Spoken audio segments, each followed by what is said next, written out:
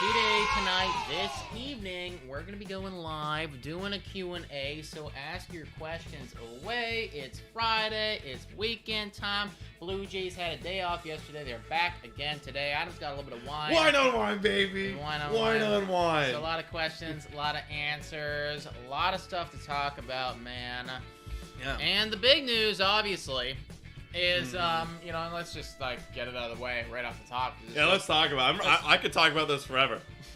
You think you could talk about it forever? Probably. Right. We could probably go down so many rabbit holes with this, but Right. We'll see. We'll see where we go. Forever is a long time. Forever's a long time. I'm like 80.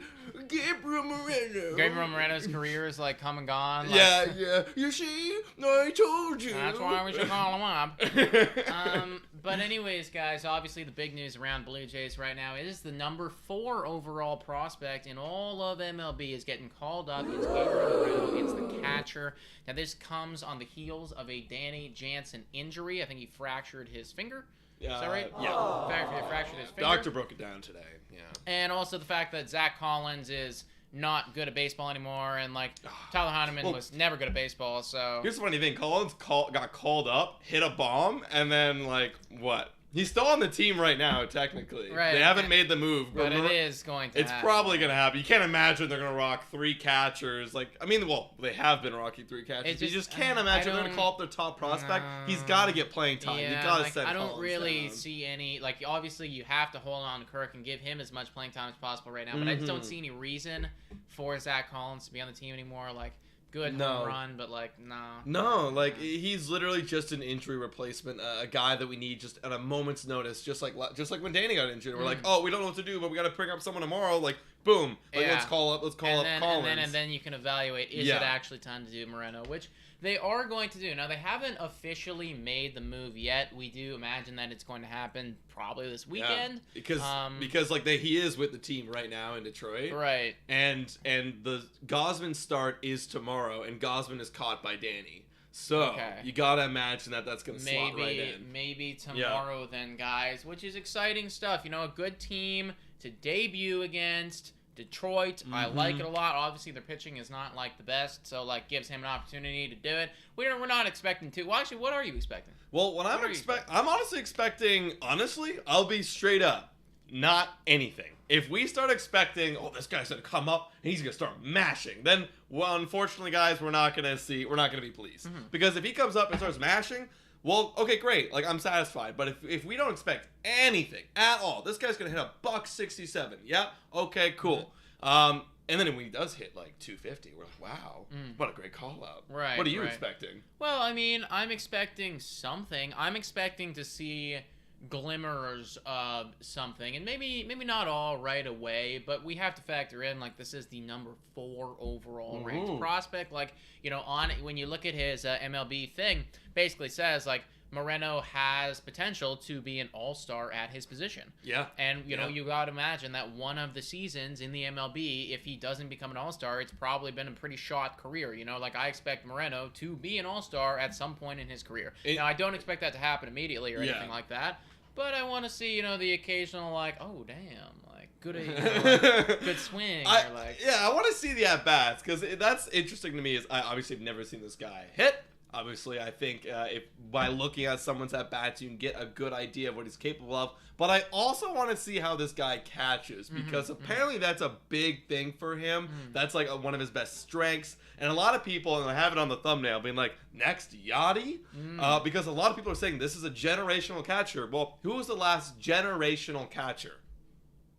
You could argue Yachty. You could argue JT Realmuto. You could argue Realmuto. You could say that, maybe it wasn't the same levels of hype, but Contreras had a very good career up until this point. He's still mid-career, that could happen. But Buster Posey obviously is generational. Posey, absolutely, he's a generational type of player. Yeah, for sure. And but I do want to he hasn't even played yet. We're could he be Buster Posey? Just an MVP Hall of Fame guy right there. Well, do we want to take a look at his minor league stats? Sure, yeah. I'm going to really quickly check here. See.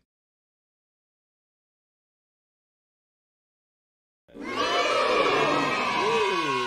right, continue to do that.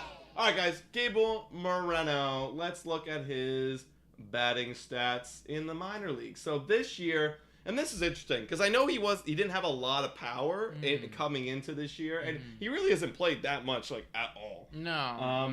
But yeah, you can see here in 136 at bats, 324 batting average, a 380 on base. A slugging, or not, oh my god, I can't read it. It is a slugging of 404. Slugging of 404, and the OPS of 784.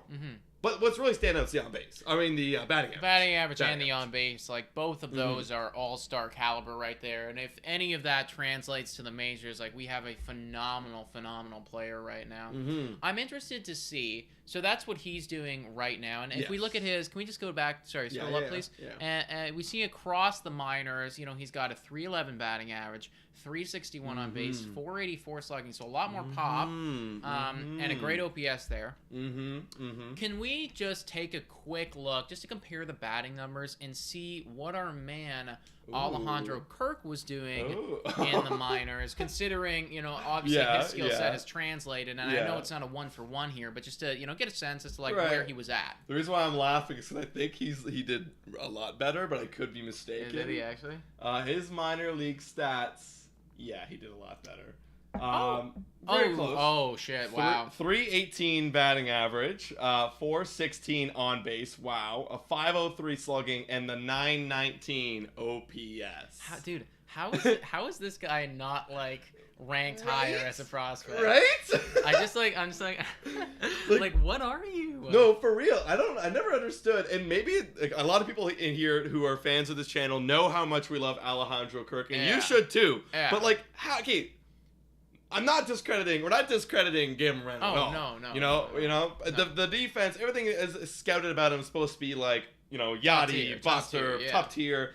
But this is a pretty good hitter. This is a pretty good hitter, you know, and obviously now we're seeing these skills translate, and I'm not going to look at, you know, some numbers on the screen and say, okay, well, because he did that, he's going to do this. You know, they're completely different human beings. Yeah. So we can't just do that. But, I mean, considering, you know, their batting averages were pretty similar, the on-bases were pretty similar, like, you got to imagine that Moreno is going to translate pretty nicely. Maybe not to the caliber of Kirk just based on that, but also you have to think he should, because he's been touted so good, and like all of these analysts are like, oh my god, this guy's like so freaking good at baseball. Well, that's the thing, is the analysts are saying, oh, like trust, and the scouts are like, this guy is like generational, and I think part of that has to do with the fact that he is a bit more athletic than Kirk, and like he doesn't look more athletic, but apparently he is. Like, I think he looks more athletic than Kirk. More athletic than Kirk. Like we look more athletic than Kirk. Yeah. A lot of people look more athletic than Kirk, but like that, apparently, yes, the athleticism there is like top notch, right? So he can be versatile. He can last a lot longer, and he can maybe start a lot of games. Like he has the potential to start like almost every single day. Right? Catchers don't do that, but like, you know, 4 to 5 days. Like 140 games or something like that. He's gonna this start. Guy could play in a season, you know. Exactly. He can start a lot. And like that is, you know, that's great, because you look at some of the best catchers in the game, they do that, you know, they play every single goddamn day until they get really, really old, and then, you know, they're still really good. But so what are you expecting from him this weekend? Well, I mean, I would love to see him, you know, get his first hit. I would love to see him get on base. I would love to see him, you know, call a reasonable game. I would love to see him, you know, he doesn't need to be exceptional, but if we can avoid, you know, some major costly errors, I would love to see that. You know, should be doable. Just, you know, it's like, I'm not asking for you to be like gunning people down or anything like that, but like, just, you know, like, don't let a bunch of balls get past you, or like, you know, don't, you know, call a stupid pick off and miss or something. You know, I don't even know what he's gonna do. Don't try to do too much. Yeah, exactly. Just, you know, like, stick to the basics. I honestly, I'd be okay if like I kind of didn't notice him that much, you know, because like the lights are going to be very, very bright, and we saw what happened with Guerrero, and it took, and maybe this completely different story, but it took Vlad like 2 seasons to become the player that he is now. And, you know, I mean, even now he's struggling as a player right now, but I mean, like, it took him a long time, and you saw him get in his head as a young dude because the lights were so bright, and Gabriel Moreno was going to get that to an extent as well. So. Yeah, and it's really unfortunate for a lot of prospects that they have to go through that, like when the lights are bright, like the pressure is on. That's why this time around, guys, like I said, I have no expectations, because we already have Kirk. Right? It's unfortunate that Danny Jansen's injured, but it's like, he'll come back eventually. But it's like, okay, so we have Kirk. So that's why I'm not like, oh, like, you got to be the man. And we have everybody else. Like, you're going to bat like 9th or 8th in our lineup. It is pretty great. It's a great situation because, I mean, like, I've already come to terms with the fact that, you know, if he has to get traded, then I would be okay with that, considering we have Alejandro Kirk firing on all cylinders, proving that he could be, you know, an incredible MLB player. And we also have a very good catcher in Danny Jansen. Yeah. You know, so it's like, I've already come to terms with that. So, like, anything else you want to do is just gravy for me. It's gravy. I don't... Exactly. That's why if he comes up for, you know, the month and a half or maybe 2 months he's here and he hits 180, I'm just like, well, that kind of taints your value a little bit. But you're also a rookie, and you're like, what, 23 years old, 22 years old? I think he's even younger. How old is he? Oh my gosh, I think he is pretty damn young. Or maybe I'm thinking of Aurelius Martinez, potentially. Could be. Let's see. Go back. He's 22. 22. Okay. And how old is Kirk? I think he's 23. 21. Oh my gosh. No, you're thinking of Kirk. No. Oh, Go back. I think his debut? Yeah, 23. 23. Oh, okay. So yeah, exactly. Like, I'm not gonna really. Dude, I just like Alejandro Kirk's so good. Yeah, all right. Just like I 20. He's younger than we are. Yeah, I know. He's younger than we are, and literally, dude, he is the best hitter that we've had all season long. No, he is. Better than Springer. On literally every single metric at least, like, or not maybe dingers, I guess not home runs. No. But, like, on every single, like, slash line metric, it's like, how are you? Yeah, again, not the slugging, but, like, the OPS, the on-base, and the average is Alejandro Kirk for the Toronto Blue Jays. So, obviously, we're very, very happy. And I think that there would be a lot more pressure on him had Alejandro Kirk not been as incredible as we always were saying on this channel that he was going to be. Just want to point that out. There was a few wine-on-wines guys, like, off-season time. I remember those. A few wine-on-wines off-season time where, like, we were getting absolutely slaughtered in the chat. Totally slaughtered. You know, and, like, people were, like, coming after me, like, firing bullets, bro. And, like, I was defending this man so good. And I'm not, like, I'm out here and I'm going to rep him to the day I die now. Because it's like, you guys have instilled that in me, and now I need to, like, I got to feed it to you. You got to buy a Kirk jersey. I have to. You got to, before the season's over. Maybe I get a new job soon, you know. Maybe I'll get one. Love it. Yeah. Guys, in the chat, please ask your questions. We have 23 of you in here, so a nice small little crowd. If you guys please ask some questions, and we will answer those questions in this stream. Benethy is saying, why is he not in the lineup today? And it's because Berrios is pitching and Kirk has been catching.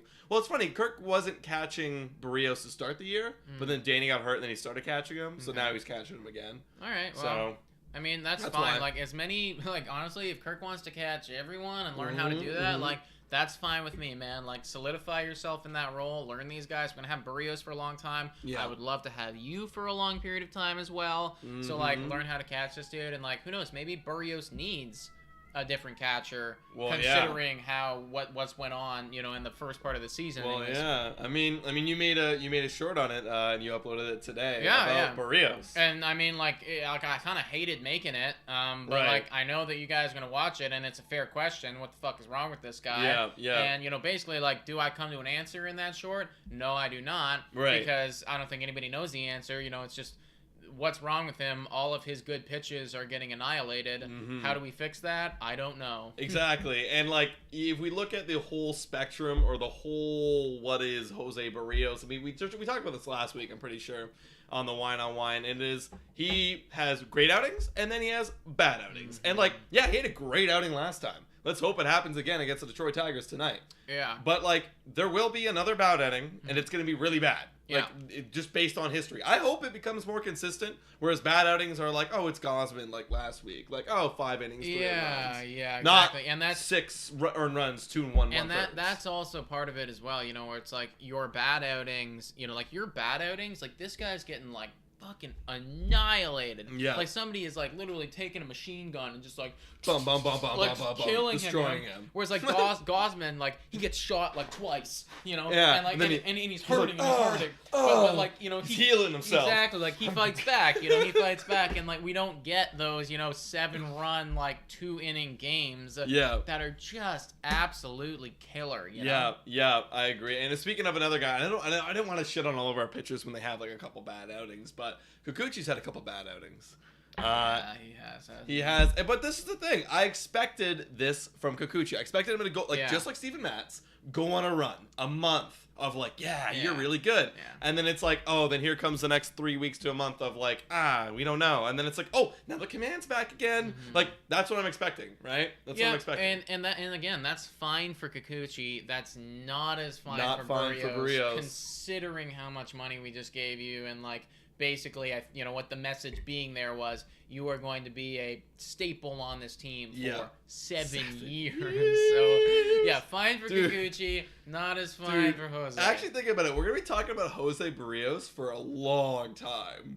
Like, we are going to be talking about this man for a fucking long time. You got to imagine, if we're not talking about him, then something probably went wrong. Something went wrong. I mean, we're like, he's a meme now. We take his jersey down. Exactly. Like, if we're not talking about him, then that means he either got traded, which is bad for us because he's supposed to be a good player, and if we're trading away good players, that means that our team's probably bad, or 2, he's just off the team completely, which is like even worse.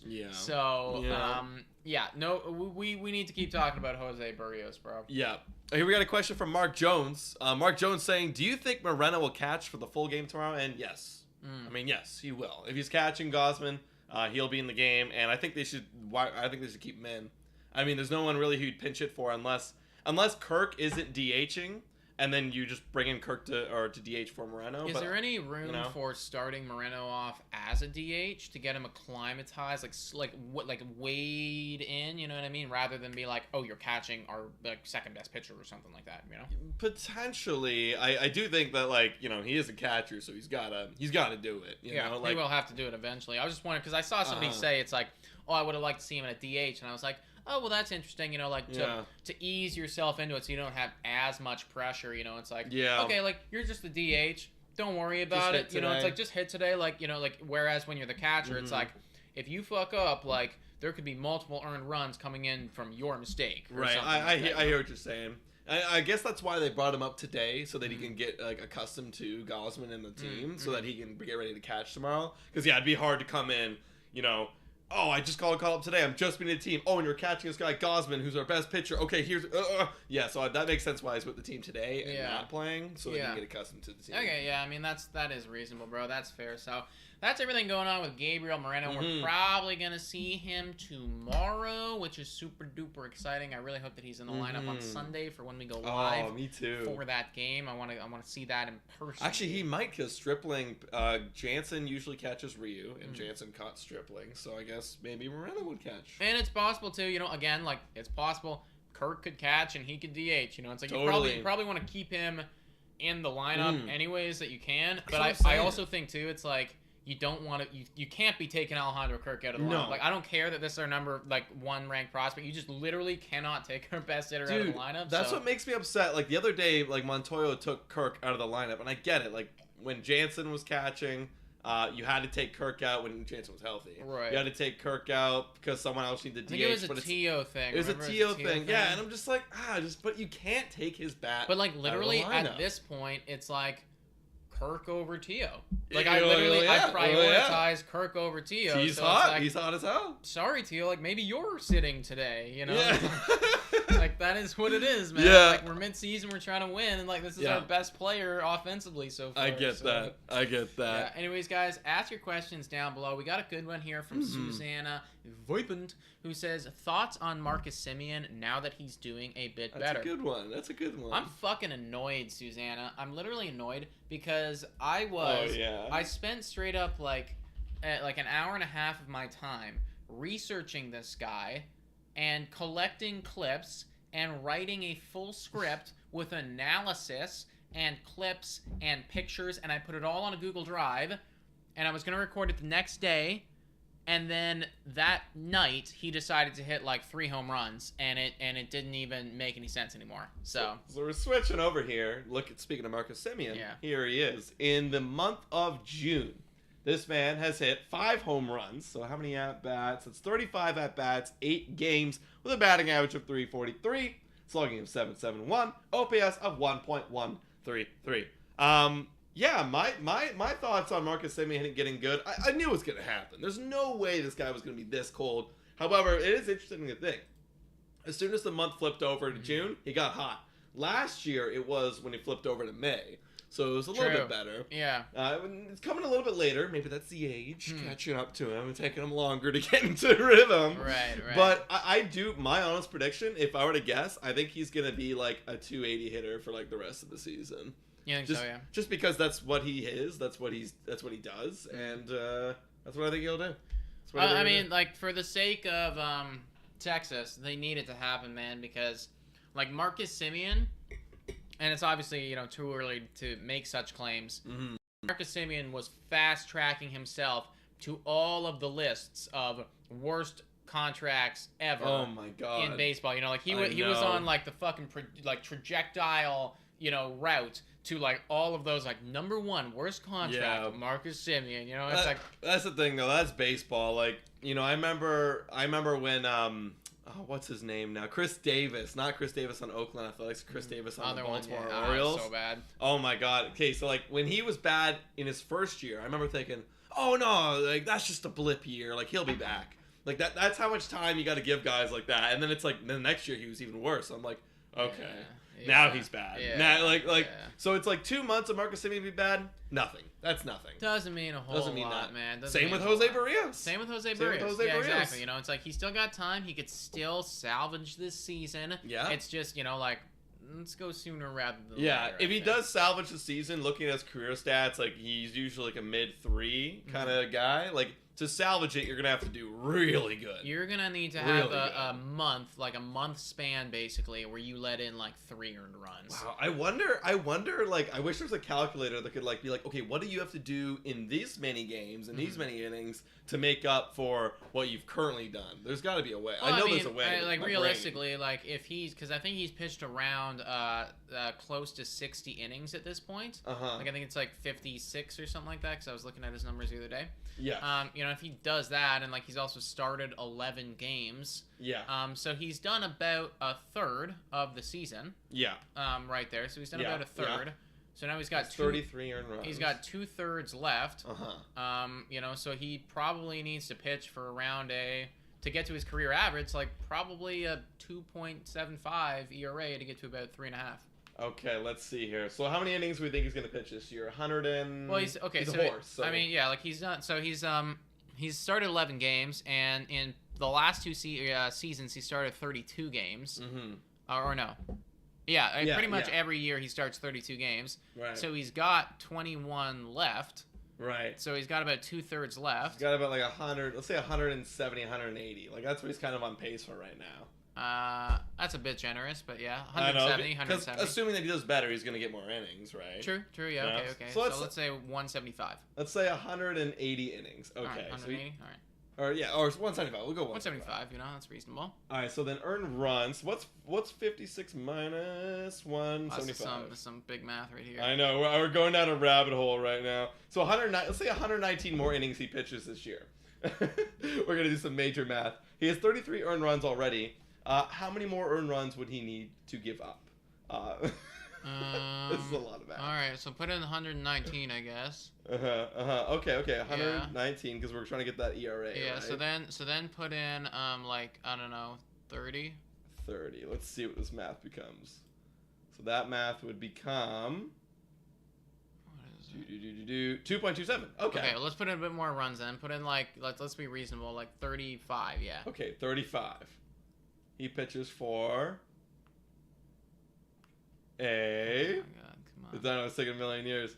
2.65. Okay, so that's like really good. That's really good. So let's add on 33. Yeah, so now we're looking at 33 plus 35, which is 68. 68. Good job. And then 175. Boom. Okay. And then what would that be? What would that be? We're trying to salvage this man's season right now. Okay, boom! Look at that. Yeah. Okay, so he just pitched for what was it? A 265? So if Jose Berrios for the rest of the season pitches for a 265 earned run average, the season's saved. Woo! Yeah. That's how we do it. That's how you don't get a stain. But I do think it's probably not going to happen.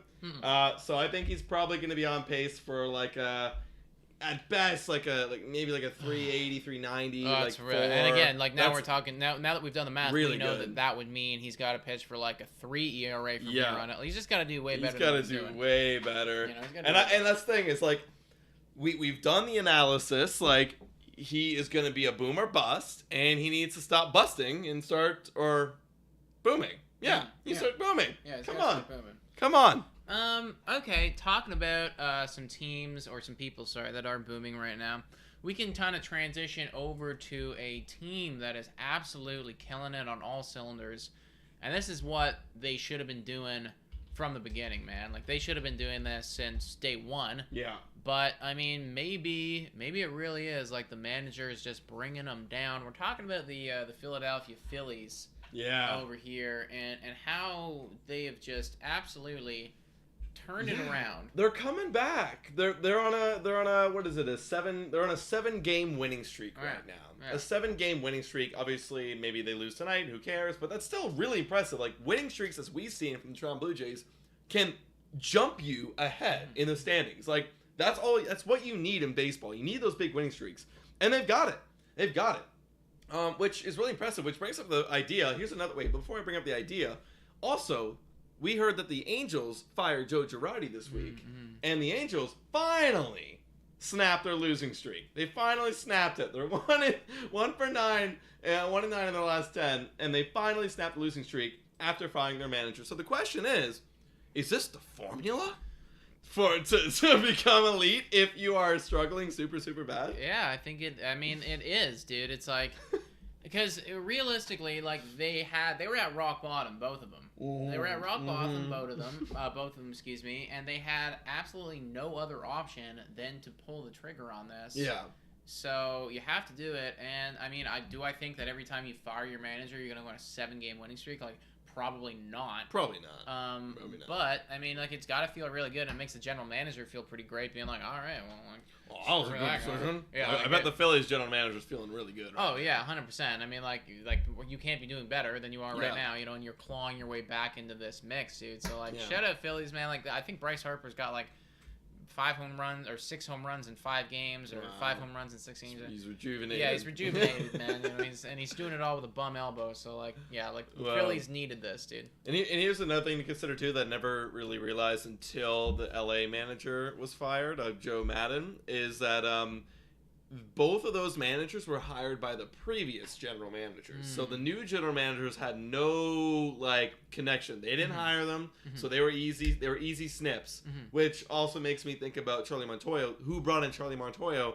Well, it was Ross Atkins and Mark Shapiro. Like they brought him in, so that's why. And he's not like, I think the conversation of Montoyo it's over. Completely over. It's over. Like, at the end of the day, like, you know, we're right now, I think, on consensus rankings, like, you know, a top 8 team. Top 8 you know, team. Like pretty much in everyone's MLB rankings. had us top 6 in their power rankings. Yeah, you know, and it's that's crazy. Like, that's great to see, you know, but it's like you can't really ask for anything better than a top 8 team. Like if you were a top 8 team year in and year out, like, you will not get fired ever. Yeah. You just won't. Yeah. You know, it's like absolutely. So. Absolutely. Also, I saw Michael saying Vlad will be voted in, and I think you're talking about the AllStar game.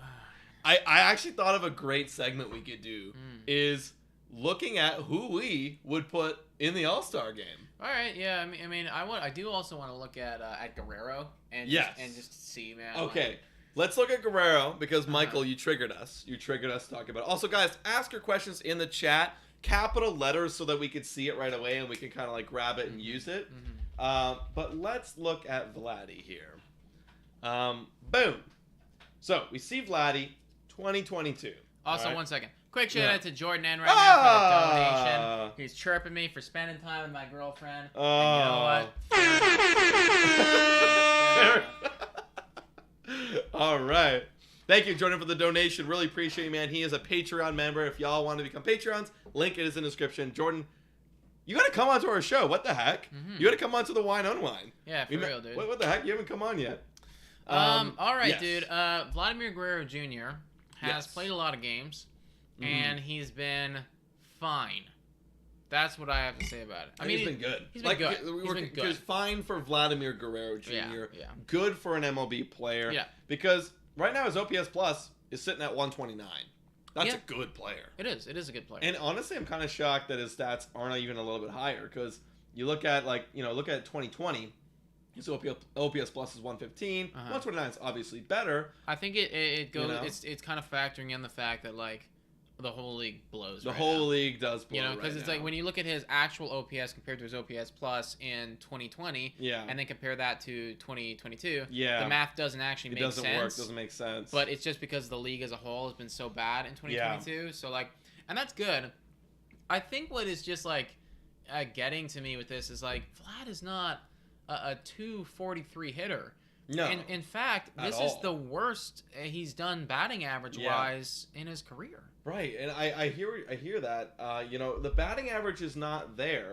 The on base percentage is, though. When you think about it, like if you look at his in the past, like obviously not 2019, but 2020, he has a better batting average or a better on base than 2020.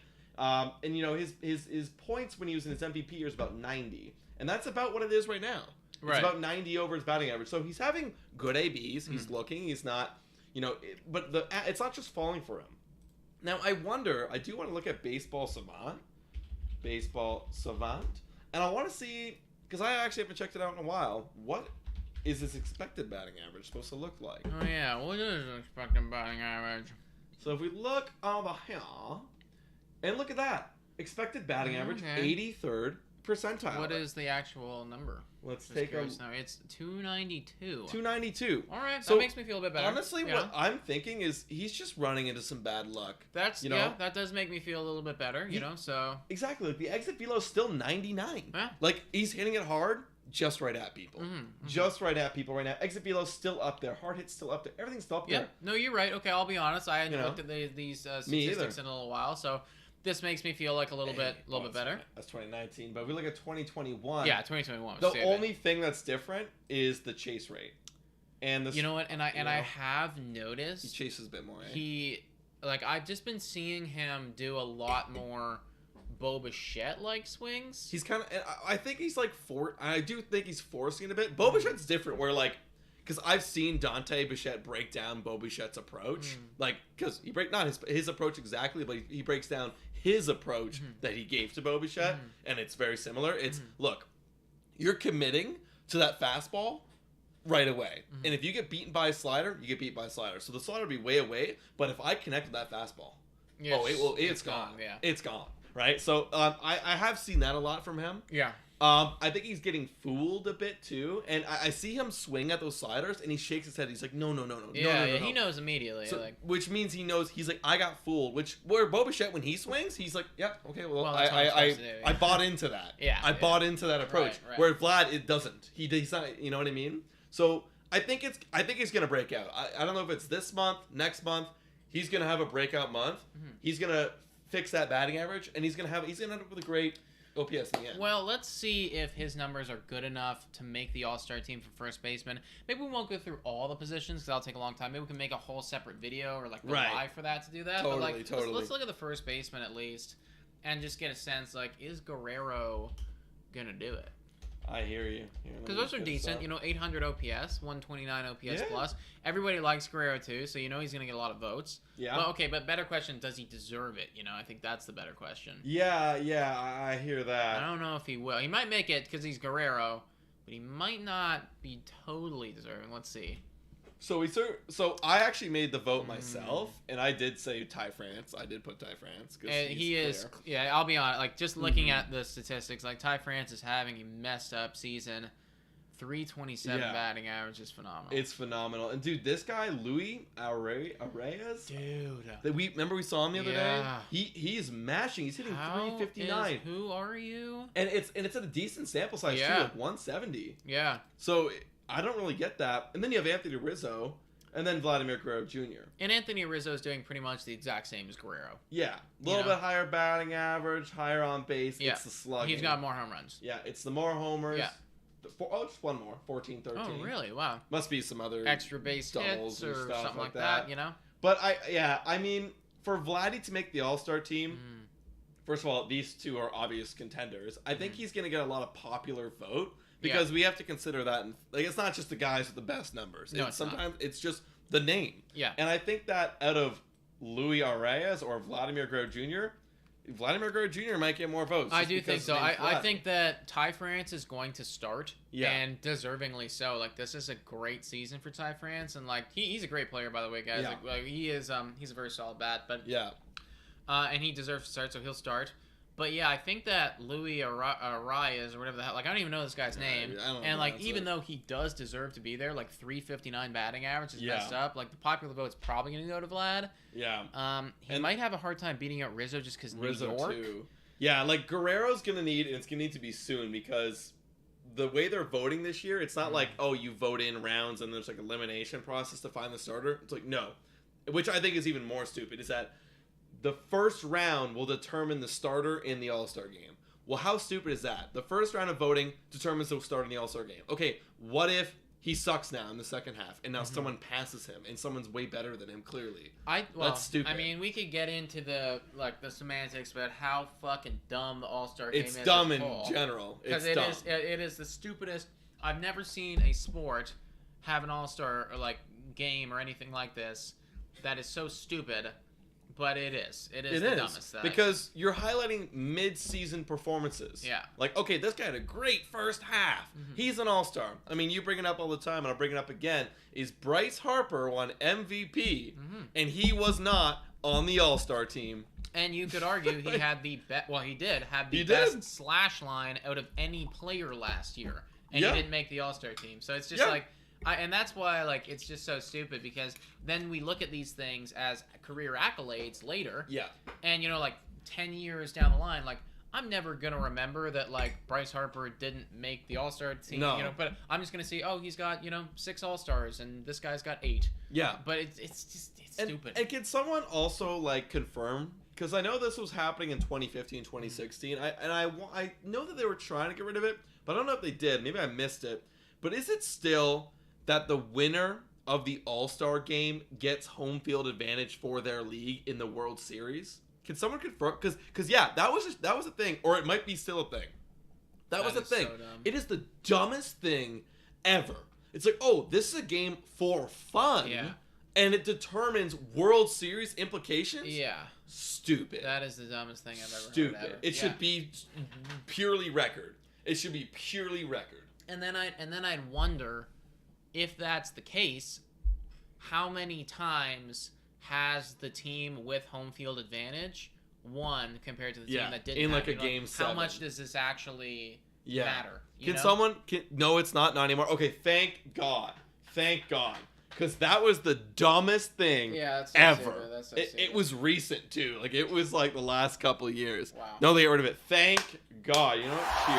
That was the stupidest thing ever by the MLB. Doesn't make any sense.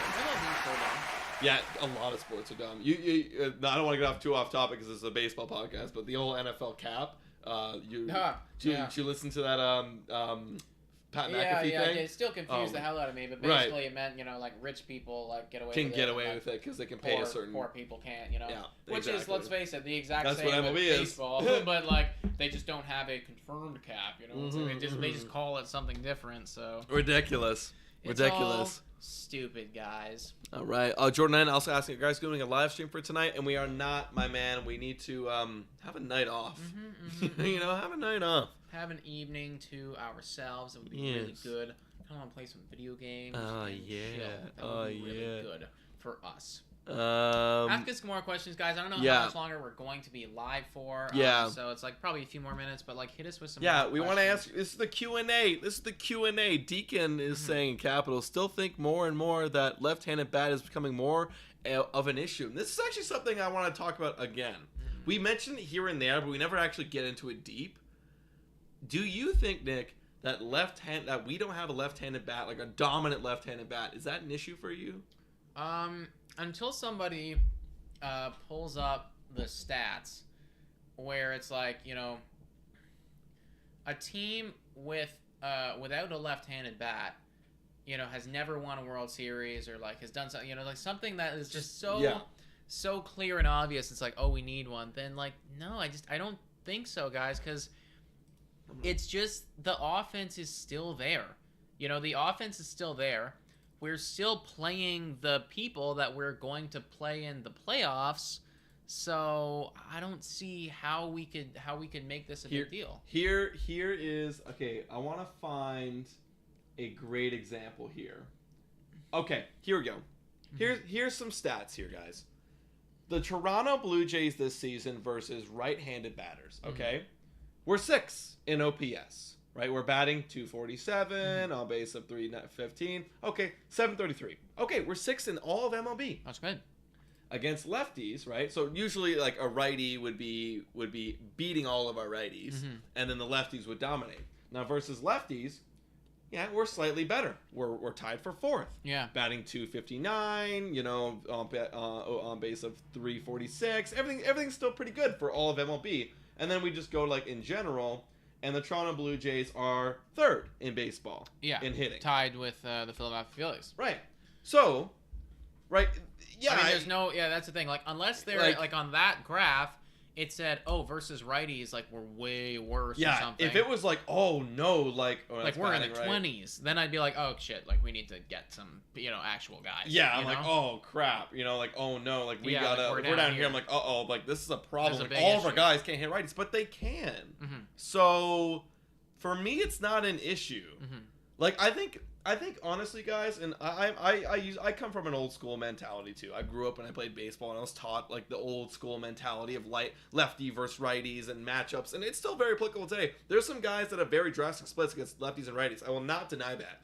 But our offense is so good at hitting. We're just good hitters. Yeah. And even Matt Chapman said this when he got traded here. Like, are you concerned that you're another righty joining the team? He's like, well, they're all good. We're all good hitters, so no. Like, I'm not concerned. So it's changing now. It doesn't. If you're an elite team, lefty versus righty doesn't matter anymore. I think and I think that we're seeing it across all sports where it's just like people are just becoming better athletes. Like it used to be where it's like in baseball. Okay, you got the big like 260 pounder, and that guy's the one who hits 40 home runs. But now you're getting like spindly fucking Tatis out here, smacking the ball harder than anybody. Yeah, exactly. And it's just happening all over all sports where like people are getting better, the training is better, the regimens are better, so you're not as exploitable. And we're understanding how pitchers attack us more. Yeah. It's like if you're a righty versus a righty, it's like okay, well the slider's going, and you see Vlad swing at it, you see Bo swing at it. It's like it's really effective. Well, but they're getting better at laying off those pitches. And I hear Just Bob, looks like a Yankees fan, saying, you need lefties to balance the lineup. Playoffs will eat you up. Where are the numbers? Like, if you show me that the playoffs, like once we enter playoffs, that all of a sudden a right-handed hitter or right-handed batters cannot hit right-handed pitching, they all fall apart. If you can show me that, then yes, I will believe in you. But I don't see that. Like, I'm not seeing the numbers. That's why I think it's older. Like the new modern age of stats shows me that it's not an issue, right? When you see it visually, like, oh crap, that right-handed pitcher destroyed that right-handed batter with that slider. Okay, yes, but he still ends up getting a base hit or whatever off him because the game's different now. Yeah, no, I do tend to agree with you, dude. So yeah, those are our thoughts.